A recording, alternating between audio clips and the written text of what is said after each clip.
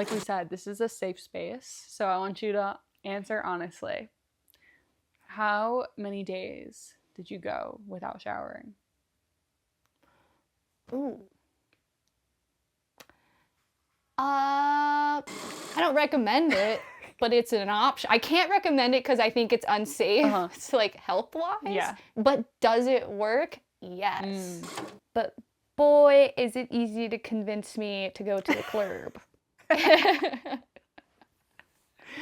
You're like, twist my arm. Wait, you don't need to. I'm already on my way. I'm already there and I'm already dressed and ready. Last little section of the episode. I have some would you rathers. Ooh, okay. So, would you rather sleep in a 20-person dorm next to the world's loudest snorer or share a room with somebody who hasn't showered in 2 weeks? Oh my god, I've been in both situations. What movie? Is it Shark Tale? When he's like, this is my sister and she has 3 kids and then she died and I had to... Yeah, it was like that. I pictured that little shrimp guy and I was like, oh my god. And Amelia's like, it's not too difficult. No, just because I was going to say and ask where you were October 19th of last year. Were you actually in Connecticut or were you back at the Louvre? Anyway, should we get into the episode? Anyways, let's get into the episode for sure. If you haven't already guessed, if we haven't hinted at it enough, this is all about a Euro summer.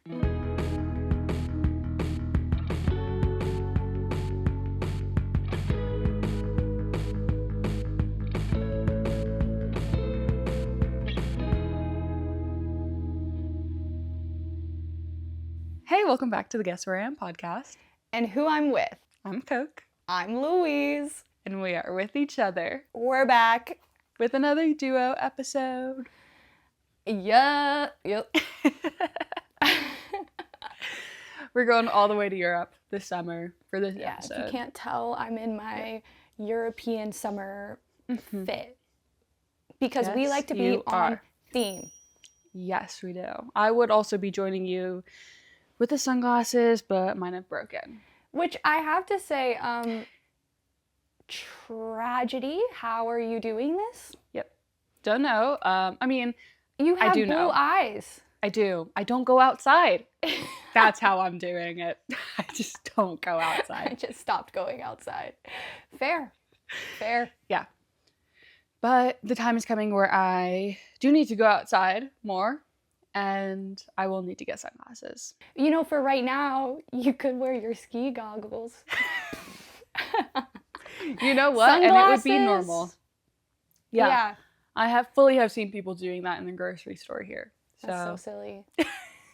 Okay, this is slightly off topic, but since the intros are always whatever we want them to be, I'm going to put you on the spot.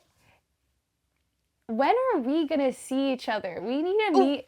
We need a collab IRL fucking in Europe. Now that I'm in the Euro summer mood, what the I mean, should we talk about this on the pod? Because probably not. Because of the curse. I was just about to say something, but that would be revealing something we haven't revealed yet because it hasn't happened yet. Yeah, but like maybe risky. A little wavelength moment could tell you what I'm thinking. Do you know what I'm thinking? London. London calling. Potential. It's weird. Because like I don't have a lot of bills right now, but I am getting paychecks. So I'm like, how do I spend it? Maybe we Euro summer together. Maybe. We're not saying yes or no. We're just saying maybe. Maybe after this episode 2, I'm like, you know what? When I do this one day, I can't do it on my own. I need an experienced Euro summer backpacker. And I'll just put you in my backpack and we'll go. I think I could fit. 50 liter? Give me 60 liter space, and I think I could fit. Definitely. Soon. Like very needed. It's very needed. Very needed. Like, I have been thinking about this, but again, I feel like every time we talk, it's on the pod that's recorded at least, and it just we can't say anything. We can't plan too much on the pod because it doesn't work out. Yes, and it's like it's tough because we're such oversharers. Like, we want to tell you guys what we have planned, but we can't. We can't. We've done it, and it's just the pod has laughed in our face. Every like, time. why would you tell anybody anything at this point that hasn't happened yet? Anyway, should we get into the episode? Anyways, let's get into the episode for sure.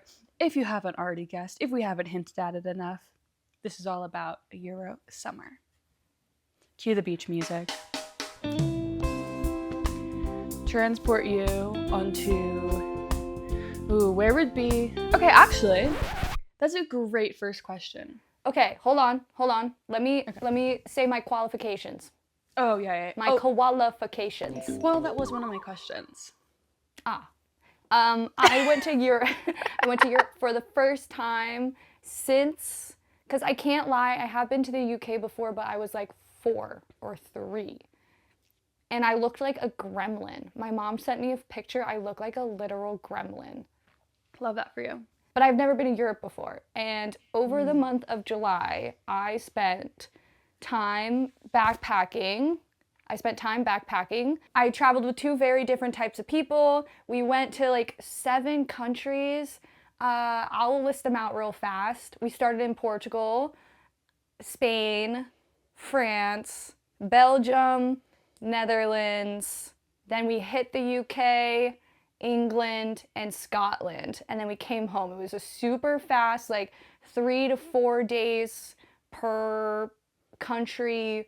We did tons of day trips. It was very much more of a wake up early and do stuff than necessarily a crazy, super late night party, which I feel like in Australia, I was more of like a late night party girl and less of a wake up early. And then this time around, things have changed. But it was a really great trip. And we're going to get into, I guess, I don't know any of the questions that Coke has prepared.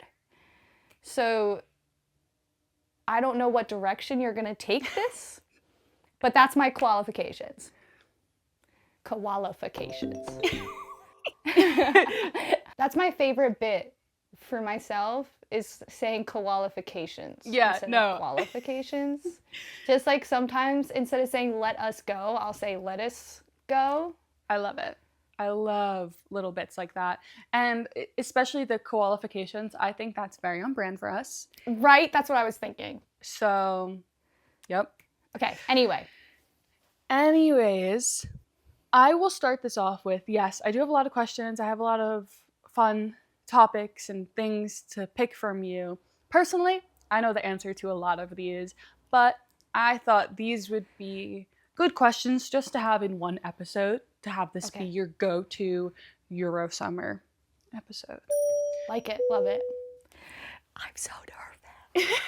We've never really done something like this before. Interview each other? No, we haven't. The closest thing I was going to say would be our speed dating episode from season 1, where we both asked each other more personal questions. That would be the closest kind of thing we have to this. But this is just, don't be nervous. This is a safe space, like you said. This is a safe space. Right, it's just the 2 of us. It is. It's always just the 2 of us. Just the 2 of us. Okay. No copyright. No copyright. So, you already briefly just went through your qualifications, which included what countries you went to. And you quickly said how many days you spent in each country. But how many weeks was everything? And can you give us the exact order of where you went? Do you remember even? Okay. Yeah, yes. Let's break it down even more. Yeah, okay. Portugal, I wanted to spend the most time in Portugal because it was one of my most, dreamed about places to go and visit. Yeah. So I think we were there for 5 days. Okay. or something like that. I could actually, you know what? I should pull up. Let me just pull up my document right now so I can Yeah. lay out the actual Fact dates. check. Yeah. We flew into Lisbon. We spent 3 days in Lisbon. While we were there, we would do day trips from Lisbon to other cities. So we wouldn't like stay overnight. We were only sleeping in Lisbon, but we also went and visited Nazare, which was one of the dream destinations for me because I really enjoy surfing, and I've kind of had this weird obsession with big waves. It wasn't sadly big wave season, but I have watched the big wave surfing competitions there. So it's just cool to like see the infamous lighthouse and like be on the castle and kind of see the science behind how Nazare can have like 90-foot waves. It's absolutely insane. I would love to go back during big wave season, which I think is kind of like in the winter. Interesting. Then another day we went to Sintra, which is also like about an hour outside of Lisbon. We would take buses to all of these places or trains. I can't remember exactly how we got there, but it was like there was public transport, so it wasn't impossible. Sintra was so beautiful. It's kind of one of the more famous and popular spots to go, so you might want to get there early. And it's entirely hills and stairs. Like you're gonna be basically walking at an incline the entire time. But there are some really beautiful castles and old architecture, and they had like this stone wall that was just like so castle-y. I cannot explain it. Anyways, that was from the 7th to the 10th, and then we left. Oh shoot, oh my god, I'm all over the place. We also went to Porto in Portugal, which is kind of like their port wine, very popular wine place. We didn't drink any wine, don't really know why. It was just like cloudy, and we loved Lisbon so much that we actually didn't really enjoy Porto. Anyway, moving on. We leave the 12th, we get to Spain. We spend the 12th to the 16th in Madrid. And that is because I was traveling with Amelia at the time, which she's in an episode now, a Thrills and Spills episode, so check that out. But we stayed at her friend from college is from Madrid and lives there with his wife. So we stayed with them, and they kind of showed us around Madrid, which was super awesome. And then we did a day trip to Toledo, which is like 30 minutes outside of Madrid, also on a hill, so many steps, so much incline. Really beautiful castle-like medieval city. Get there early once again because it's so busy and packed. From there, we went to France, and the south of France was both really high on Amelia and I's travel list, so we spent a lot of time there. We spent from the 18th to the 24th in Nice, and we did day trips to other cities just outside of Nice. So we went to Ez. You know, there's a common theme in this entire trip. Ez is a little village on a hill, and it's very medieval, and it's entirely inclined, and it gets so busy, but it's probably the prettiest destination that we went to of all the places that we visited. And then we also visited Antibes, which is kind of like Monaco. Some people would relate it, but less commercialized, because Monaco has gotten so commercialized over the like last few years. I didn't go to Monaco, I just went to Antibes. From Nice, we went to Paris. We took a speed train. It was insane, went so fast. And we spent 1 day in Paris. Then we went to Belgium from the 24th to the 27th. That's when Amelia and I had Tomorrowland and the F1 race in Spa. So we mainly stayed in Brussels, Belgium, which was the most underrated place that we went to. Like, no one talked about Belgium, and it was like one of my favorite spots. Really good for thrifting. And we also went to, I want to say Ghent. Ghent was the place that it was called. I know I'm talking a lot, but we went to a lot of cities. You're all good. Yap away. It's what we want to hear. We want to know. Ghent, yes. Okay, so then we went to Ghent. Ghent was a surprise. It was awesome. Had so much fun. I think that's all we did in Belgium. From Belgium, we moved to the Netherlands. There we went to Amsterdam, and hung out with my friend Robin. We have 2 episodes from the Netherlands, funny enough, because I also did a day trip to Delft. And you guys can see what I did there because I literally vlogged it and then interviewed my friend Robin, who's from Amsterdam. That's kind of crazy to talk about. From Amsterdam, that's when we went to England, and we just did London. And Selena, funny enough, showed us. She's also in 2 of our episodes. I love reoccurring guests. Yeah. Talking about reoccurring guests. All of the people you've mentioned so far have now been on an episode. Amelia, I Robin, always see. So this Maddie, is the issue: Selena. is if you become my friend, I will put a microphone and a camera in your face and interview you for the podcast. Ugh, guilty. And so we toured London. London was super cool. And then from there we went to Scotland and we did Edinburgh. And we happened to be there during the Fringe Festival, which was totally unplanned, but made Edinburgh like the most expensive place out of everywhere that we went, which was, it was just like a weird coincidence timing thing. And then we went home. Oh, you know what? I'm missing another one. We went to Leiden in, I believe, the Netherlands, which is where a famous painter is from. Ooh. Hold on. Rembrandt. We went to Leiden, which is the home of Rembrandt, which was pretty cool. Anyways, cool. that is the long story short That is your itinerary. itinerary. Yes. Thank you for the word. Yes. I'm hot. I'm really hot. That was it. That was yeah. That was a lot of talking, but that's okay. Sorry. No. I'll probably cut it. No, because you actually answered so many of my questions that I have within that little rundown of everything. So I kind of love it. Again, another question I personally know, I don't know if we've actually ever talked about it on the podcast though, but why Europe specifically, and what country, or let me rephrase this. Why Europe specifically, why those countries in Europe specifically, and to get into planning, how far in advance did you start planning? Okay, yeah, those are great questions. It started because Amelia was graduating from grad school, and for her graduation gift, she got tickets to Tomorrowland in the F1 race, and I'm like a yes person.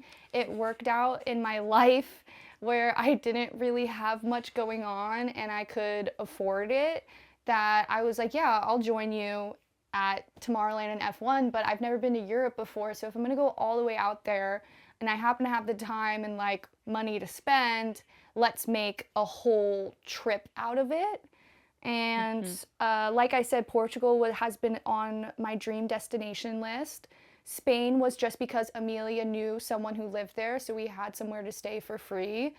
And we both hadn't been to Madrid. South of France was a big pull for Amelia because she really loves F1 and she wanted to go to Monaco, and she just did that by herself.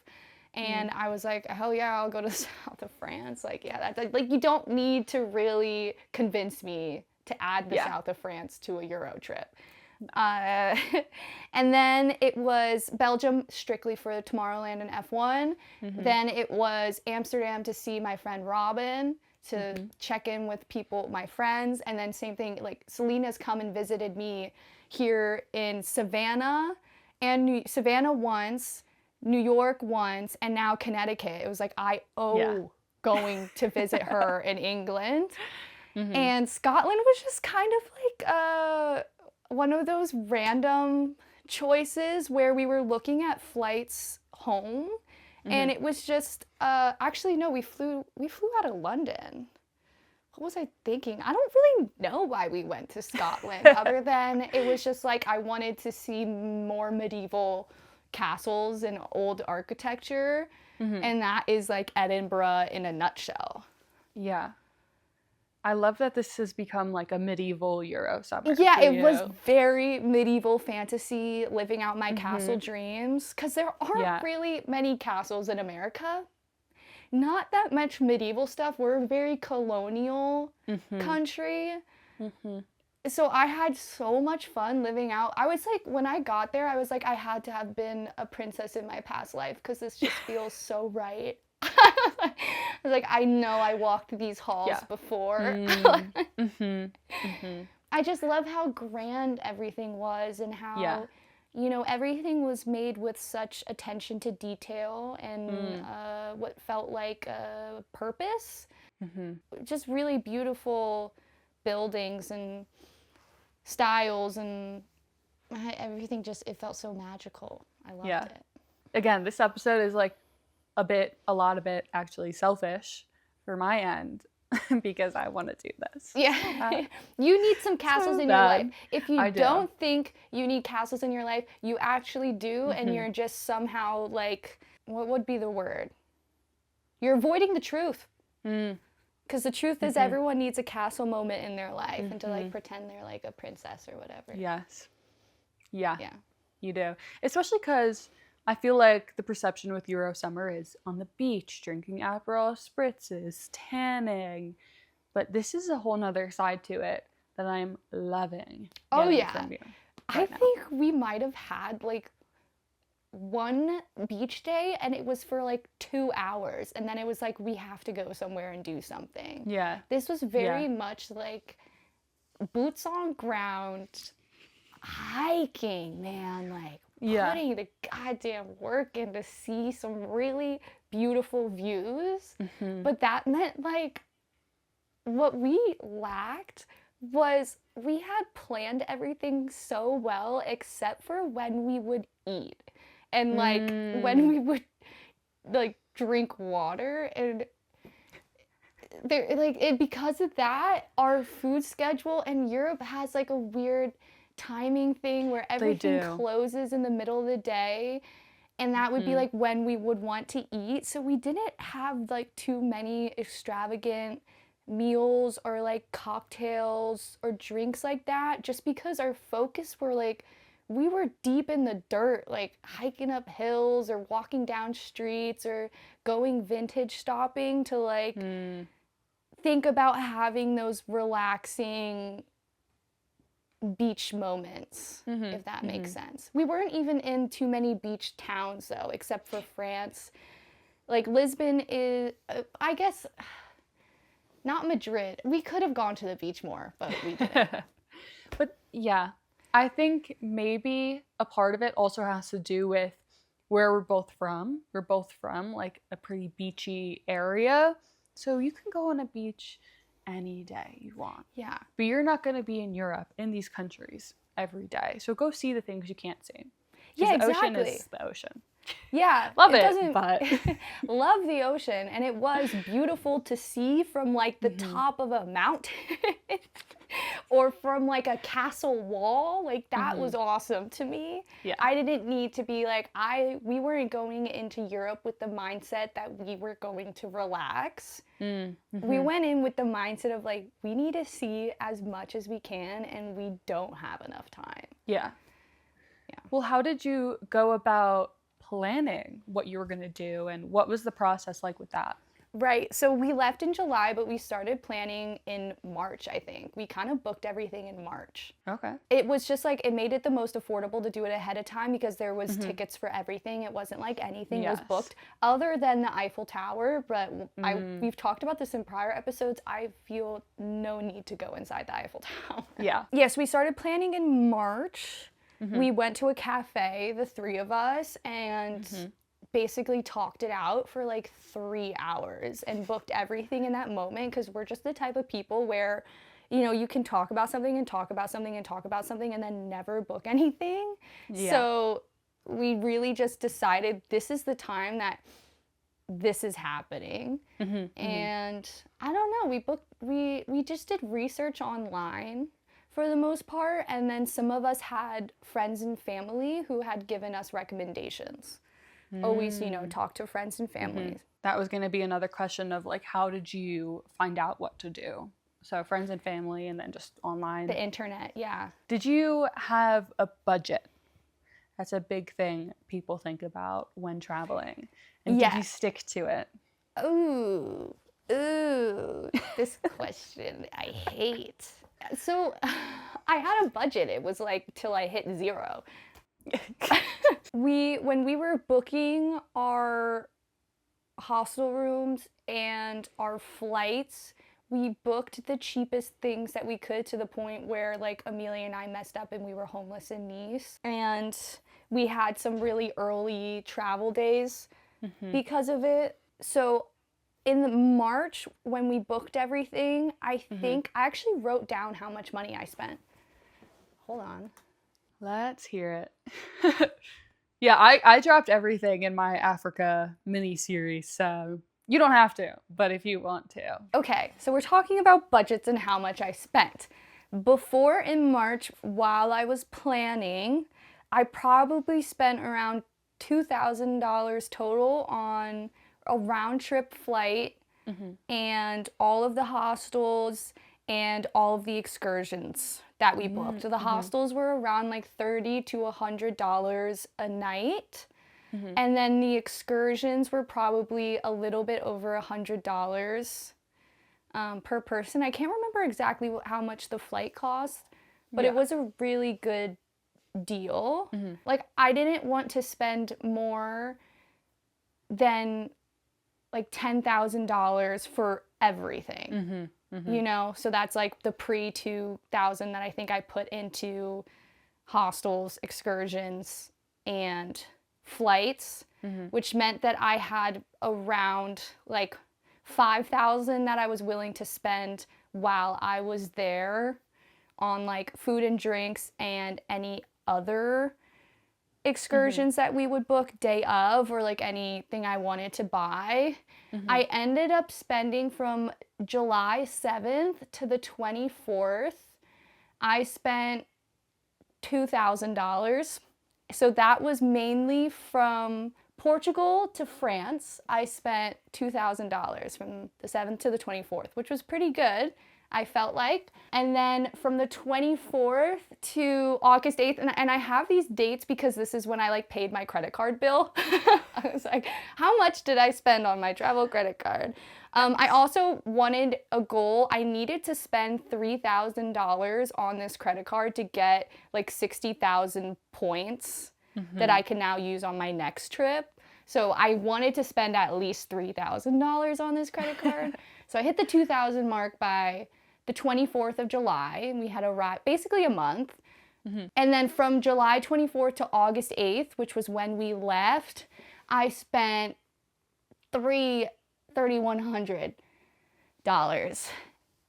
And that goes to show how expensive the countries tend to be. Portugal and Spain were super affordable. I spent like the same amount of money, almost the same amount of money in the first half of my trip doing more than I did in the second half of my trip doing less. Because from Portugal to France, every single day we had booked something. Belgium, Amelia handled, so I don't know how much that costed. And then Amsterdam, we didn't really have anything booked. And London, we didn't have anything booked. Edinburgh, we didn't have anything booked. So Belgium, Netherlands, England, and Scotland were very expensive countries to just go in and figure things out day of. Food, drinks, going out, excursions, and everything in Portugal, Spain, and France were so affordable. It was insane. When I like paid that first credit card bill, I was kind of shocked. And then the second credit card bill, I checked in halfway through my trip and I was like, how did I already spend this much money? Yeah. Does that make sense? It does, but Or did I say that really broken? No. I mean, to me, that makes complete sense. I was following. I wonder, though, is this correct for me to understand? Did you plan more of that first half of that Portugal, Spain, France than you did more of the Scotland and England and Amsterdam? Yeah. Portugal, Spain, France, when we were in March in the cafe, we booked everything to a T. We also planned, like Belgium, we already had F1 and Tomorrowland, so we didn't really have time to do anything else there other than a day trip to Ghent. And we also booked all of our train passes ahead of time as well, which made it slightly more affordable. That was another thing I was going to to ask. Spending like, I must have been spending my money on so much stuff. I don't know though. I don't remember. We left Netherlands empty because we knew we needed downtime in our low intensity days, and because Robin was there, she was like, I can show you to some places, we can have a park day, and we were very happy just doing nothing in Netherlands. And then same thing with London, we didn't book anything because Selena said that she would be our tour guide, and she toured us around.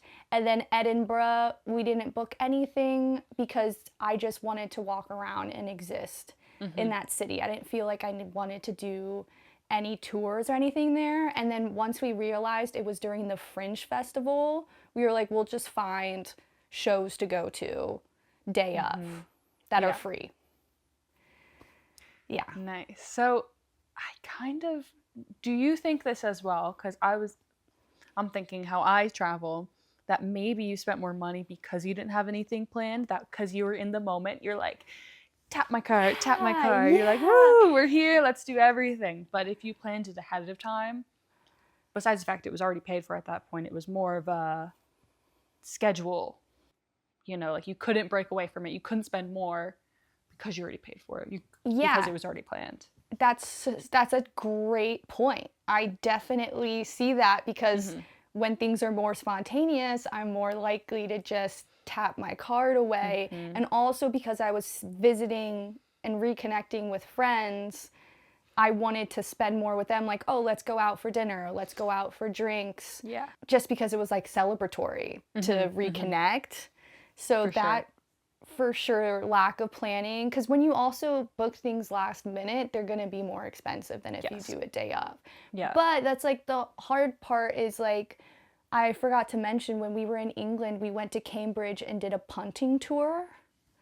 And, a what? Which is like when you sit on a canal boat and a boy, we called them our Ken dolls because we were like, which Ken doll are we going to get? Usually it's like college boys and it's their job and they push you with the giant stick. Yeah. And we wouldn't have known to do that if we didn't see Selena, and she was like, oh, you should visit Cambridge and do a punting tour. Like, it's a big thing. And we're like, okay, but like that's kind of expensive. Yeah. So worth it though. Wait, crazy. Really yeah.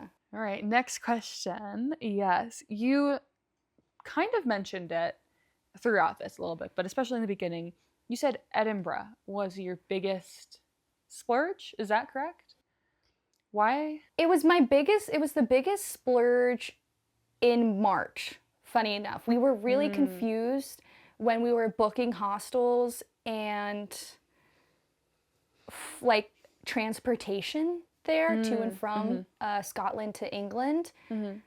Why it was so expensive, and it was just because it was the Fringe Festivals during the whole month of August, and they get millions of tourists at that time. So it was just poor timing.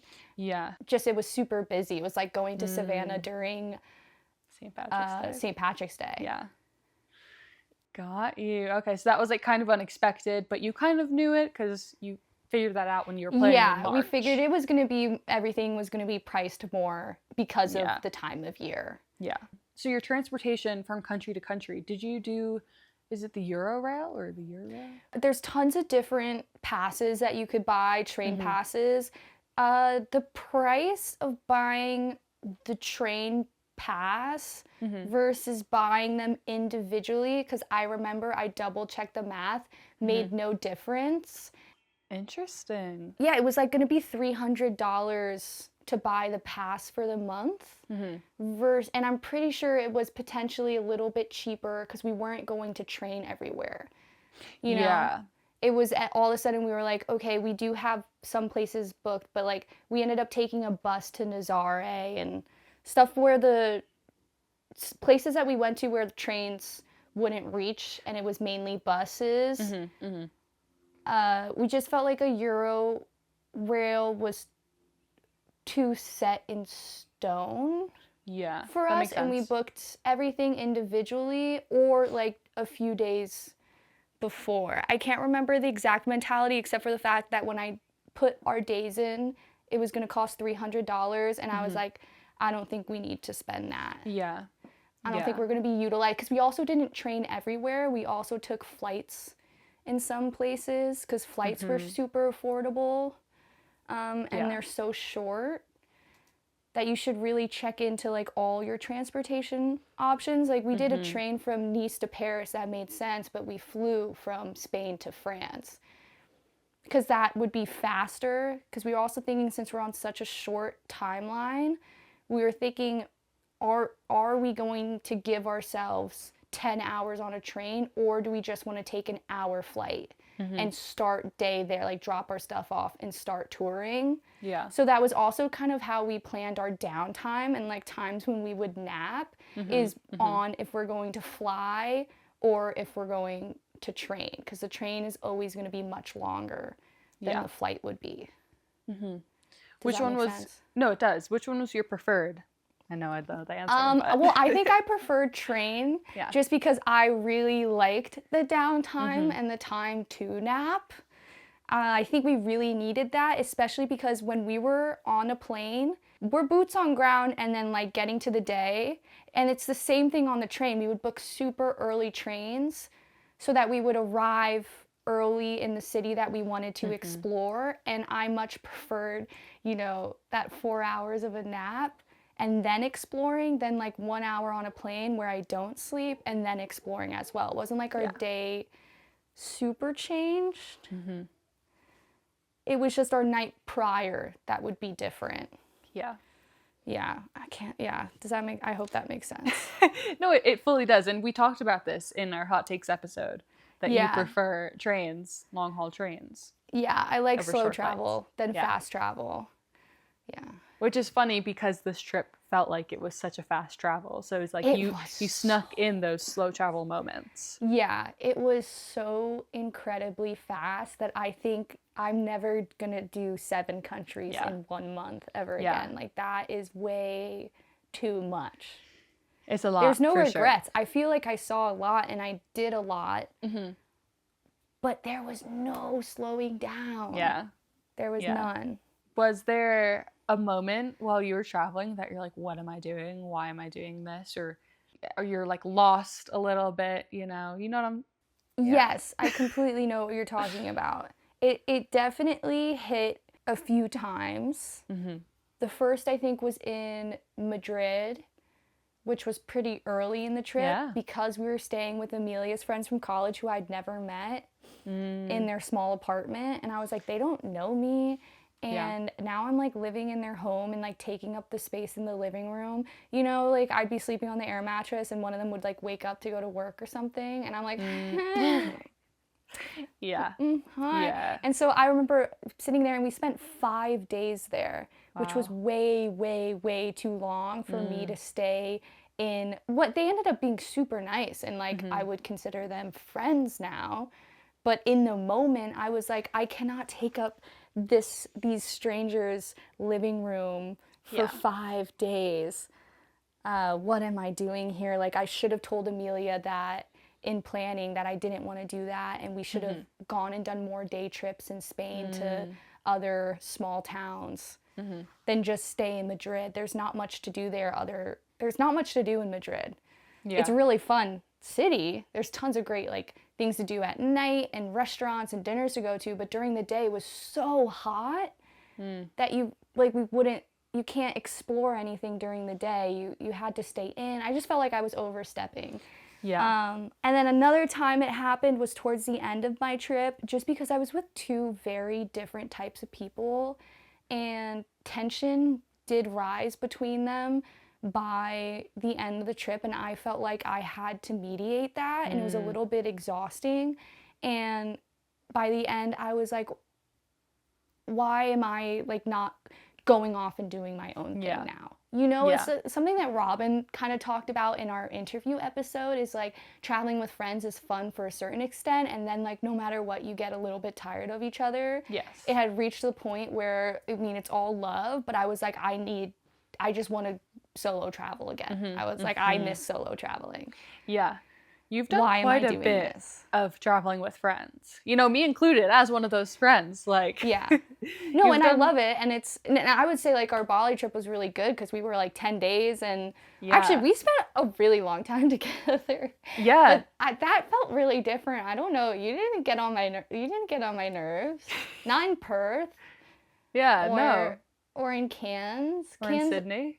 Or in Sydney. We were in Sydney for a minute. We spent a lot of time together. Yeah, it was nearly 2.5 months. Whoa. Yeah. That's funny. I think it's because we were slow traveling though. Yes. I think it was the type of travel. We didn't allow for opportunities to present itself to be high stress, which is what you get when you do fast travel. When you do slow travel and because like I went there to fully move there and I was job hunting, and so were you a little bit. You were trying to sort out your visa to try and get a job. But yeah, I think it was a very different type of travel that we did, which was definitely a big factor in why we were able to travel so well together. Yeah, for sure. But yeah, doing something that quick and all of that type of travel with two different types of people, not even just like one other person. You're now in a group of 3. Like that's a very difficult situation to try and handle every single day. So yeah, and after a month, I was like kind of over it. I just wanted to do whatever I wanted to do. Yeah, which honestly is so valid. Yeah. Is there anything that you would skip? Would it be Madrid? Or do you just think you spent too much time there that it got boring a little bit? Yeah, I would say Madrid is awesome. I spent way too much time there. Mm-hmm. And during the peak of summer, it was just way too hot. And there's no water or ocean to escape to. So you have your siesta halfway through the day. But when it's like your first time in Europe and you're like itching to go and see stuff and do things, that's like not fun, you know? Yeah. I was like, I don't want to take a siesta until like the sun goes down. Mm-hmm. What was really fun about Madrid though is like we went out to dinner at 10 p.m. and then once I got we would go out to dinner at like 9-10 o'clock, and that was pretty normal because when you can't do anything during the day because it's so hot, you do everything at night. So like the nightlife in Madrid was awesome, but after 5 days, like I really just wanted to sightsee and be somewhere else. Yeah. And then I think Nazare, I loved as a surfing fan, seeing that spot. But if you are not interested in surfing, that shouldn't be your Portugal destination for a beach getaway, because it's also on a beach. And there's like tons of hotels and stuff. So I think people do beach vacations there, but then you should go to like Cascais or some of the other more unique. Like, I don't know if I would I would recommend Nazare for someone who's not a surfing fan in the off season. Yeah. Did you surf at all while you were there? Did you? No, partake? I really wanted to, but I was with people who didn't know how to surf. Yeah. So, and we were kind of doing everything together. Portugal is really high up on my list as well. It's super affordable too. Is it? Portugal is the one place I would really recommend because there's such a unique amount of geography from like, you know, your medieval castles to these beautiful rocky coastlines to like your typical beach to nightlife city, all within an hour and a half of each other. And it's just so affordable. I would go back to Portugal in an instant before I go back to Spain, before I'd go back to France. But I'm not going to say Belgium was awesome. Yeah. Belgium was awesome. I went to Belgium when I was 17, and I really want to go back because I did not appreciate it as much as I know I would now. Yeah, Brussels is a fun spot. A lot of people hate on it. Obviously, I don't think I would do more than like 5 days there. Yeah. But in those 5 days, there's like incredible thrifting, really great restaurants, fun stuff to do, and then like really cute towns to do day trips to. Yeah. Ghent, there's a street festival in Ghent in July, and we randomly, like, this was also unplanned. We just wanted to go to Ghent because once again, castles and medieval vibe. And we got there and we were like, why are there so many people here and like stages and performers? And it's this massive street arts festival. And we met so many other people from Belgium or like from other places in Europe who traveled to Ghent just for this event because it's so much fun. Oh, love a little unexpected goodie like that that you run into. you kind of just mentioned you meeting people, but because you traveled with two of your hometown besties, did you find it harder? Did you even make any friends? Did you kind of, N- besides just talking with the locals, is there anybody that you like connected with that you would now go out of your way to go visit? no. Is it something you kind of regret? Like, do you wish you made friends, or are you kind of, you're happy with the trip? You know, it was an amazing trip, but I know I find it hard when I travel with people to kind of expand out of that group that I'm in. Yeah. Yeah, Europe was also a different beast in itself, where some of the hostels felt more like the Perth hostel, where it's like, where is the Mm, socializing? Or where are interesting. the socializing activities? We were doing so much during the day that, like, when the night came, we would go out, but we would like play cards and then like have an early night because we were getting up Yeah. super early the next day. We weren't doing anything that really leaned towards making new friends. And I don't necessarily regret that, because to make those connections, I think you need a little bit more time Mm-hmm. and In each focus. location. Yeah, yeah, and focus. Because like Maddie was so into meeting and talking to everyone. She would become friends with like the bus driver. And Amelia so wasn't, that I wasn't really talking to anyone because I was just Hmm. trying to corral Maddie in and like validate Amelia's feelings too. Interesting. Yeah. Yeah. But I was also going to visit friends that I had already made. So I didn't feel Yes. like I wanted to Mm-hmm. make new ones because I wasn't, that just wasn't ever like in Australia. That was one of my intentions, is I wanted to meet Mm-hmm. people from Mm-hmm. different places. Going into Europe, I don't think that was one of my intentions. Yeah. Yeah. But it's not like it's impossible, because the hostels, like there were hostels that did have events. Maddie joined after Amelia had already booked Tomorrowland and F1. So in Belgium, she kind of solo traveled Belgium while Amelia and I had these two events, and she was able to make like a little friend group Hmm. and partied and had like a totally different Belgium experience than we did. Yeah. So it's not like it's impossible. It's just not wasn't my intention. Yeah. I also have heard that about hostels in Europe, especially when comparing it to other hostels like in other countries, that it's not super social. It doesn't seem like it's a place to make friends like Australia is. Yeah, everyone travels with someone, I feel Mhm. like. So, but Mm. maybe we were picking like the wrong hostels. Like looking into hostel reviews and if something's a party hostel or not is super important. We were looking at just like what is the cheapest and the Yeah. closest near the train station. Mm. Mhm. Which Once is again, it goes a into big thing. planning. Like Yeah. what type of trip do you want to have? If you want to Mhm. get to know someone, like in Lisbon, Amelia and I booked a party hostel and we had some crazy nights out. Nice. But other than that, we didn't really actively choose party Yeah. hostels.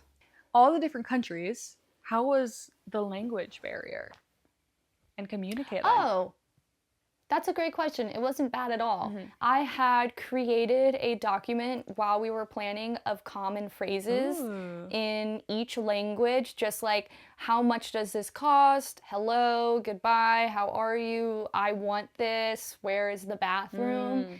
And I would reference that document quite often, just like because I feel like it's kind of nice to at least try Yes. to speak in their language. And I will say, like, people in Portugal received that very well, Mm. and they would just start speaking to me in Portuguese. And I was like, wait. No, just because I said obrigado, I'm like not fluent.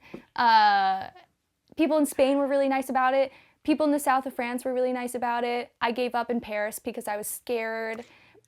Brussels, really difficult to speak that language. Netherlands, Yes. also really Uh-huh. difficult. So didn't really try that hard there. England was a breeze. Didn't have to do any research there. Uh, no, but overall language was, it was, Hmm. everyone spoke English really well. The language barrier was never anything too difficult. But Yeah. as like a sign of respect, I would try to say some basic Hmm. Hmm. phrases. But I know that's also kind of like a meme, like how I feel after I order Yeah. a meal entirely in English Hmm. and then I say gracias. Yeah. Like, It totally is. But it's respected, like you said. People do really, really appreciate it. Yeah, it seemed like people liked it. Joe learned how to say that was yummy in Japanese. So at every restaurant we went to, he'd go up to the chef if like he could and say that was yummy. And they loved it. They ate it up. So it definitely goes a long way, especially to like the local communities. But that's funny that you were afraid in Paris because, yeah, they can be not to give them a stereotype, but if they heard you trying to attempt speaking French, you'd probably walk the other way. I think they would really, yeah. And it's like a real shame because I did French in high school. Like I should know. Me too. Like I won an award once. Did you? From Versailles for writing a paper in French. And I don't know shit same. now. Same. So even with my Duolingo. That was a waste. Yeah. Your 400-500-day streak. Dude, it was in the thousands. Over. Yeah. Oh. It was 4 years. It was oh my God. 3 or 4 years, yeah. But what about menus at restaurants? Did you ever order anything that you thought was one thing and it wasn't? Oh, for sure. When I was in Portugal, I ordered shrimp and I expected it to be like just the tails and it was the full head and everything. And thank God Amelia was there and she's super bougie. She taught me how to decapitate a shrimp so I could eat it and it was awful. It still had its eyes and everything. Yeah. I was like, I've never ever seen the head of a shrimp other than in, what movie, is it Shark Tale? When he's like, this is my sister and she has 3 kids and then she died and I had to, it was like that. I pictured that little shrimp guy and I was like, oh my God. And Amelia's like, it's not too difficult.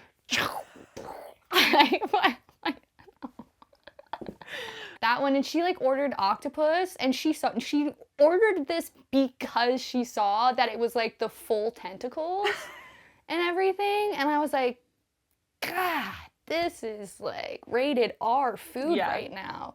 There is nothing being hidden. That was in Portugal, you said? Yeah. Interesting. Were any of the menus in English? Like, or did you have to Google Translate? No. Would you take a picture? Yeah, we did have to Google Translate. Some places you could ask for an English menu.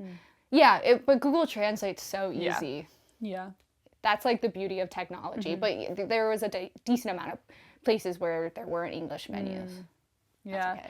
I will never forget when we were in Australia ordering chips and feta because we were at a Greek restaurant. Do you remember this? I think this was like the first time around. And you were showing me around Melbourne.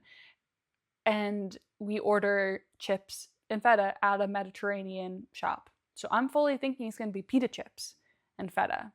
French fries, come out. Yeah. French fries and feta? Huh? I remember this moment. I remember both of us being like, chips. Yeah, we're like, of course. Right. Like, how could we? Yeah. I wonder if now that you have a British boyfriend, if you would have thought differently.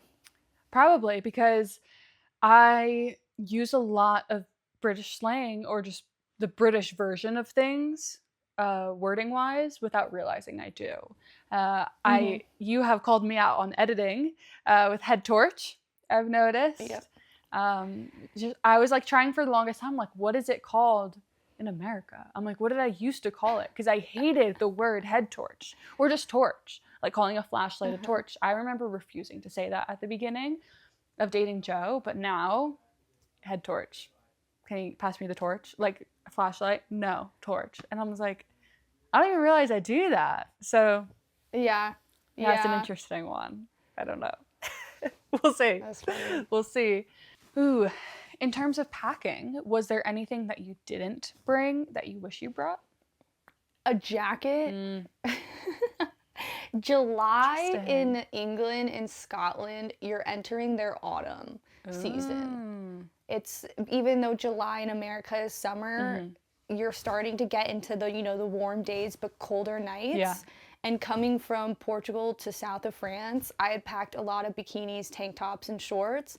I didn't bring a single pair of jeans or pants, which just seems like a freaking classic because I didn't do that in Australia either. And then I went to New Zealand. I had to buy a whole new wardrobe. That kind of happened to me when I was in Belgium, and thankfully there were tons of thrift stores. But I ended up having to I bought a jacket in Edinburgh that I wear every single day. I love it. And I bought sweaters and a pair of jeans in Belgium just because the nights we get cold and I'm small. I run cold so easily. A gust of wind blows my way and I'm like,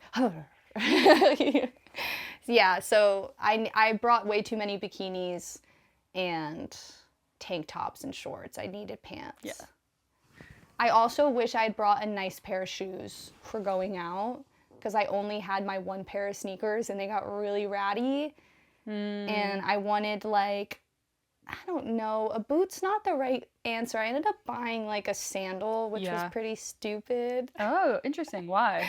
Because the blisters or just like having your feet out? Just having my feet out. But they were cute. But I was like, I wanted a cute shoe to wear for the nights that we would go out because in my photos, it'd be like I'd be wearing a cute outfit and my ratty sneakers. Yeah. I got angry about that towards the end.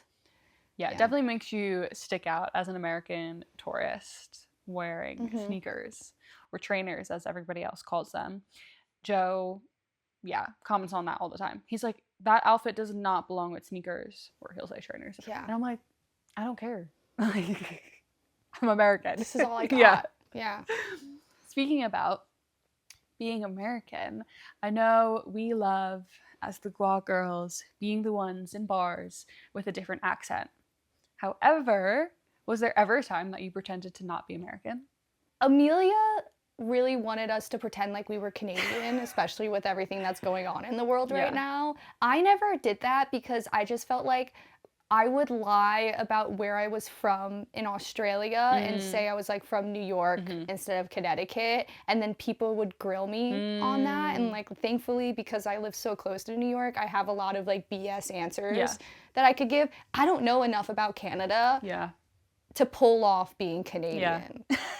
So I never did that, but that was a topic of conversation. I just like, I'm not that good of a liar. I had pictured in my mind someone being like, where are you from? And then like, if I were to say Montreal, they'd be like, oh, you speak French? Speak French to me. And then I'm like, caught. Oh. Yeah, that's true. They're like, oh, what part of Montreal? I'd be like, I'm screwed. Versus if you ask me what part of New York, I can say Brooklyn.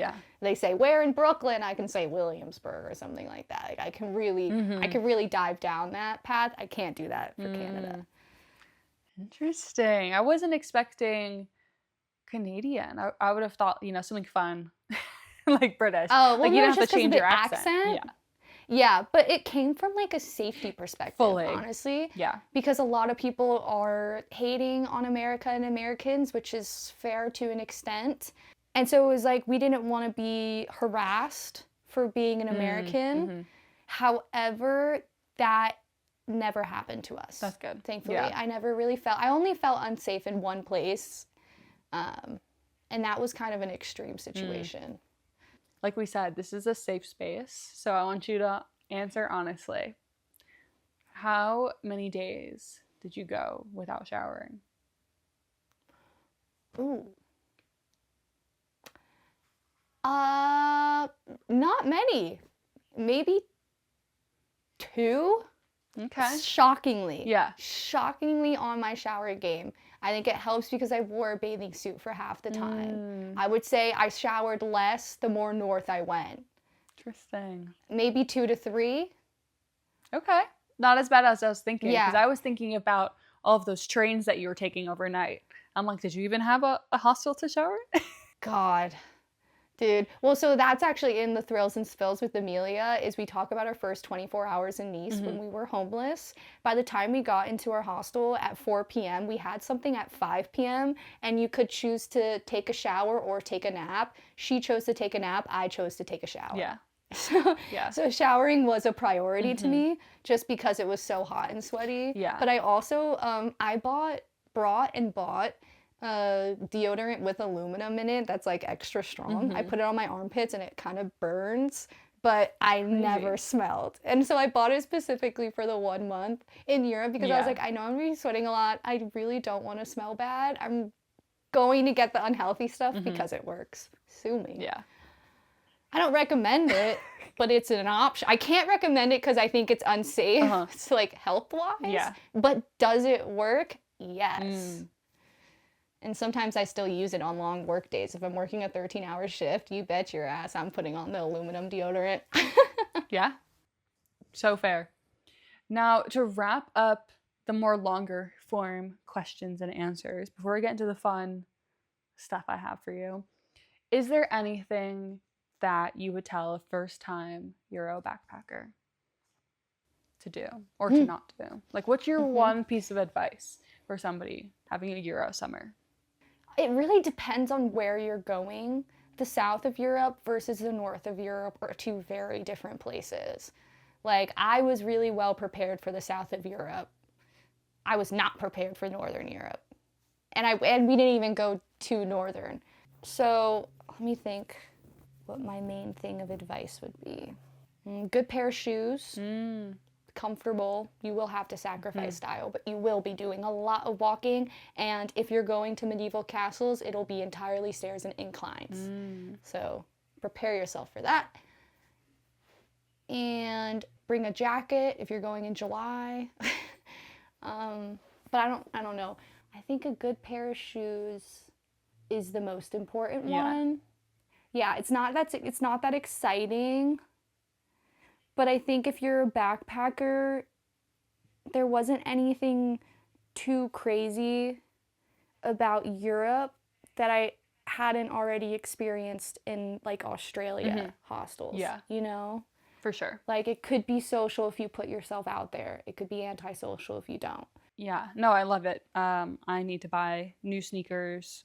I was looking at new sneakers I last recommend night. Adidas. Adidas seems to be the European brand that, like, the Europeans wear. Yeah, I know. I really want a pair of Sambas. Bright colored Sambas. I did just think of two more questions really quick. Did all three of you, Amelia, Maddie, have backpacks, or did any of you guys have, like, suitcase luggage? So Maddie and I had backpacks, and I actually convinced Maddie to bring the same exact backpack that I have, which is the Cotopaxi 45-liter bag, which was perfect for 1 month. Amelia brought a roll carry-on size suitcase. I don't know how she did that. She amazed me when she brought a backpack for 10 days in Bali. To Bali! So that girl can do anything. Yeah, honestly, I shouldn't be as shocked. She brought a carry-on suitcase. Wow. That was one of the fancy, you know, like the nice ones that are, like, very rectangular and they have those, like, lines in it? She had one of those really nice ones, and she didn't really complain once. I don't think I really allowed her to, because going into it, I was like, we're going to be walking up so many stairs and cobblestones. Yeah. You're not going to want to drag that around. And she was like, I can do it. And then also she was like, I will order an Uber. So there wasn't too much annoying rolling around, but it also, because it wasn't a full-size suitcase, I think it made it a little bit easier to pick up and carry when she needed to. I don't know how she did a month with just a carry-on size. Yeah, that's crazy impressive. That's insane. She did it, yeah. Wow. I prefer a backpack personally, though. Yeah. I just think it made it easier. I think for a European trip, a backpack is the way to go for sure. Speaking of packing, though, this does lead into my next question. Clothes. I know you said you brought an empty compression. Yes, you brought an empty compression cube when you went, knowing you'd buy clothes. Did you buy any clothes leading up to the trip to get that Euro vibe? I only bought a pair of sneakers, and then that was it. Other than that, I didn't buy anything, just because something I'll preach often when you're backpacking is, if you're backpacking the way that at least I do, I never find myself wearing those cute clothes. Like, I'll always reach for the basic tank top that goes with any pair of pants. You know, and I think you talked about this too, is like having basics so that you could mix and match, because your outfits will get repetitive. I mean, if we were going just to the south of France for 1 week, I would have bought so many clothes and made that more of a theme. But because we were going to so many different places, I went just very basic tank top, shorts, bathing suits, and then I bought more unique things when I got there from thrift stores. Nice. And such. And I actually really needed that empty compression bag because I needed to buy a pair of jeans and sweaters. I wore one pair of jeans for the whole second half of I wore that was like, if you're wondering where things got disgusting, it's probably because I was wearing one pair of jeans for like a week straight without washing them. Yeah. Because I had no other pants and it was like too cold for me to wear anything else. Yeah. Actually, that's probably like really disgusting. Like the amount of times I wore those one pair of jeans. I feel like jeans are like the only article of clothing that you can get away with wearing that many times without it visibly at least looking dirty. Yeah, exactly. That's funny. I have some fun questions now that are more rapid fire, so you won't feel like you're talking as much. Yeah, so this or that. Let's get into it. Okay. Wine or beer?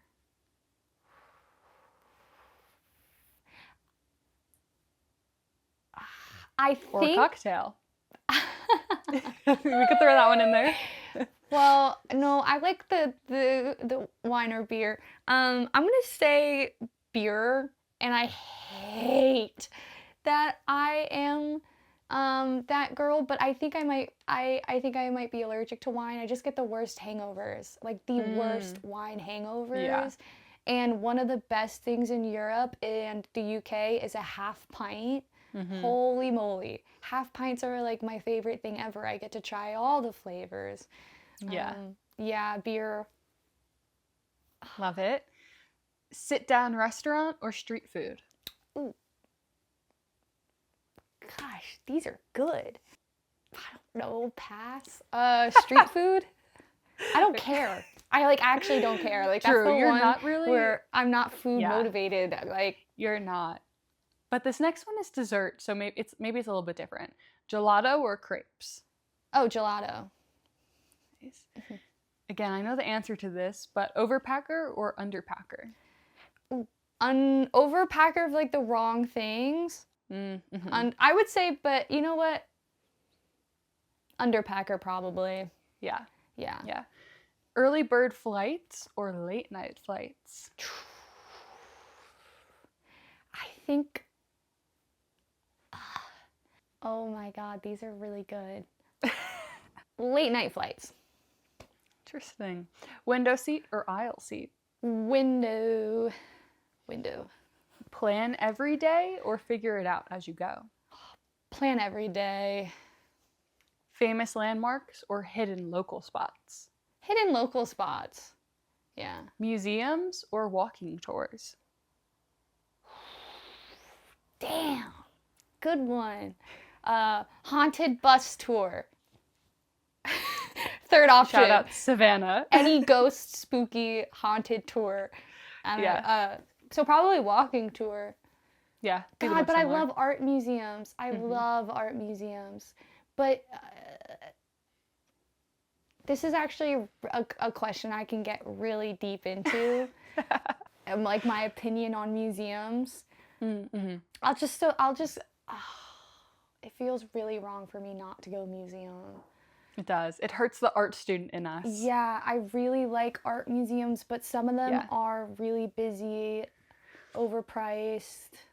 Or like just go into a gallery as you're walking around the city vibes. Yeah. Unless you really want to see some famous art. Because we didn't... some of the art museums are so beautiful, though. I'm going to stick with the walking tour, though. Okay. Yeah. City or countryside? I'm a city girl. But the countryside's so beautiful, but I'm a city girl. But this trip sounded like it was pretty countryside. It was like, well, medieval. Yes, but I would argue that they were all popular. Yes, they were. Places. Yeah. So they gave countryside vibes, but they were busy like a city. Interesting. But I'm still a city girl. I can't help myself. You are. Yes. Beach or mountains? Ooh. God damn it. I think beach. Okay. Night out or early morning exploring? Night out, man. I love to stay out late. Yes, you do. Yeah. You're a night owl. Even though, like, this goes against my Euro trip, though. Our Euro trip was all early mornings and hardly any night outs. So I can do it, but boy, is it easy to convince me to go to the club. You're like, twist my arm. Wait, you don't need to. I'm already on my way. I'm already there and I'm already dressed and ready.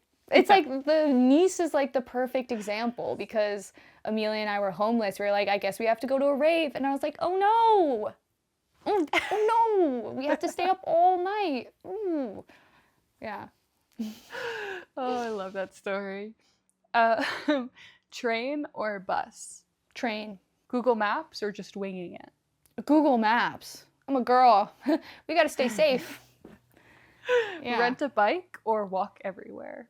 Walk. I think in Europe, some of the countries that are most known for biking, locals don't like when tourist bikes because you don't know their traffic, bike traffic, and you know the pacing of which you have to bike at. So unless you're like a really skilled biker, I don't recommend biking in, you know, Copenhagen or, you know, Amsterdam, even though it's super popular. It's like people are trying to get to and from work. Yeah, true.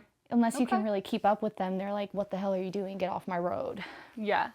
Blend in or stick out as a tourist? Blend in. Last one for this or that. Meet locals or meet other travelers? Damn, how would you answer this question? All of these, I'm like, it depends on the situation. Yeah. But as of lately, I've been more of a meet locals. Okay. I don't know, actually. Like, genuinely, I'm really torn. Yeah. Just because I have made better connections with other backpackers than I have with locals. Doesn't mean I had a bad time with locals. I just don't, like the Australians that I met in Australia, I don't keep in touch with. Yeah. But the backpackers, I do. Because they're in the same lifestyle as you. Yeah. It's easier to connect with other travelers, so I so get that. However, I like getting information from the locals. So that's of course. I think I'm going to have to go backpackers just based on the vibes and like what you can do, you know, because you're all on the same page. It's like you can do stuff with other people versus you and locals have their lives. But I mean, that's not going to stop me from talking to a local at a bar or something like that. I just don't end up ever going on like these epic adventures with locals because they all have like their jobs the next day to go to. Last little section of the episode. I have some would you rathers. Ooh, okay. So, would you rather sleep in a 20-person dorm next to the world's loudest snorer or share a room with somebody who hasn't showered in 2 weeks? Oh my God, I've been in both situations. I was once in a hostel room where someone smelled so bad. In Australia, we slept with the door wide open and still it smelled bad. Yeah. It was like I put perfume underneath my nose to try, like that's how terrible it was. Like people couldn't stand in my room for more than like 1 minute because it was so bad. And then in Sydney, I think about the snorer. I have to go with snorer just because I'm used to that. The smells, like I would wake up in the middle of the night because it smelled so bad and you can't escape that. You know, like you could try your hardest, earplugs, headphones. Yeah. To get some rest. That's a stinky person you cannot escape, and it is so bad. I was smelling my shoes, like trying to figure out if it was me. Like freaking nose in my Australian shoes, like really like where is this coming from? It was horrid. It was horrid. Yeah. That's like war flashbacks. So would the answer then be snorer? Snorer. Okay. I would rather be with a snorer than a smelly person. Yeah. Would you rather eat the same meal every single day for your entire trip because it's the only thing in your budget, or spend all your food money in the first week and survive on gas station snacks for the rest of your trip? I also think I've been in both situations. I think I could eat the same food every single day. Yeah. Yeah. Yeah. I loved our avo toast. I know. Me too. I was thinking about that pretty recently. I'm like, oh, I used to make it every single day for us. So good. Yeah, it was tasty. Just hit diff. Would you rather lose your bag with all of your clothes or lose your bag with all of your comfort items? God, God, I've also been in both situations. When True, I you lost have, my suitcase for 12 days in Australia and I didn't do had that. nothing. Yeah. I would rather lose all my clothes than my comfort items. Yeah. And by like comfort items, I'm assuming you mean like medicine. Like, what do you mean by comfort items? I guess, like, I know you don't, I travel with Fiend, my stuffed animal. Oh my God. But, like, you know, like, if you, I know you don't, but you travel, like, a stuffed animal or just, like, yeah, any, like, personal things, like your makeup, your toiletries, your... Yeah. No, I would, Yeah. because when you lose your clothes, the airlines, after a certain amount of time, will give you money to buy new clothes. Replacing your makeup and skincare routine sucks. It sucks so hard. Yeah. That was the hardest part about Yeah. losing my bag, was like losing my retainer. I felt like my teeth were starting to get messed up. Losing like my medicine, losing my deodorant, like Yeah. that I would rather buy a new wardrobe than have Yeah. to re-figure out my concealer shade. Would you rather have to navigate every city using only vibes, or have a map, but it's from like the 1800s and like nothing's the same? I guess vibes? Well, honestly, no, I'll just do the map because it doesn't hurt. And you know how funny it would be me walking up to a local with an 1800s map and be like, "Can you point me to the nearest Target or whatever whatever their equivalent?" Like, Yeah. I can't remember off the top of my head what the pharmacy is called. And they're like, "What are you looking? That seems fun. I'll take the map. It's not gonna hurt me." Nice. Sure. Okay. So that was actually the end of my Would You Rathers. However, I do have one more question for you. Okay. Did you visit the Louvre when you were in Paris? I went to the Louvre, didn't go inside. Yeah, we had one day in Paris, and so I wanted to hit all of the tourist spots, then do something like a museum that would take up like 3 to 4 hours of my day. Instead, we did a canal boat tour, which was a great way to see all of the main touristy like landmarks without having to walk a ton, which was really awesome. Valid. Yeah. Valid. No, just because I was going to say and ask where you were October 19th of last year. Were you October actually 19th. in Connecticut, or were you back at the Louvre? Did On you Oc- steal the crown jewels? Oh! I know it's like months after you were there, but like, you were there. Did I go back? No, that was not me. That's hilarious. I was so lost there. I'm like, October, bro. I was definitely here. That's funny. Yeah, no, That was the crazy. only That was thing. very exciting part of 2025. Yeah. A heist. That's insane. Yeah. I wish I was there. That would have been awesome. Imagine being in the Louvre during the heist. Being one of the last people to see it. Yeah. Yeah. They found the guys though, right? They did. Yeah, but I think the jewels were already sold. They're already gone. Ooh, And broken. Yep. that's funny. Yeah. So that concludes... Did you do it? That's an interesting thing to bring up. Nope. I was in Africa. Oh, I think. Right. You have an alibi. Or maybe I was in the UK. You know, I don't know. Maybe I did do it. Uh-oh. Oh, so funny. Yeah, nope. That concludes all my questions I have for you. Oh my God. Okay. I guess I'll say one last thing. Yeah. And that I recommend everyone to go to any of these places. Well, this has been so fun to dive more into your Euro trip, because I feel like throughout season 3 we've been sprinkling, these stories here and there, but to have one full dedicated episode for Euro very summer. logistical, which I think is important. Thanks for having me. On your own podcast. Yeah, teaser, we'll be doing the same with your Africa trip soon. Yes, we will. Yeah. All the details on that come in very soon. Well, regardless, we're here as your travel advisor girlfriends. So any questions, comments, concerns you want us to expand, we're here for you. On all the social platforms, all of the streaming platforms, or most of the streaming platforms, because now they're coming out with some crazy ones like TV channel subscription apps that I won't name. Now soon on podcasts. Netflix. Yeah. Okay, yeah. Soon on Netflix. But we're there at Guess Where Podcast. We hope you enjoyed this episode. What the fuck? My camera! Did it die again? Yeah, you can Should just I conclude it? Yeah. Yeah. Thanks for listening to this episode. The Giggle curse has struck Coke and she's no longer with us. She'll be okay though in our next episode, eventually, about her trip to Africa. Goodbye. I don't know. Something.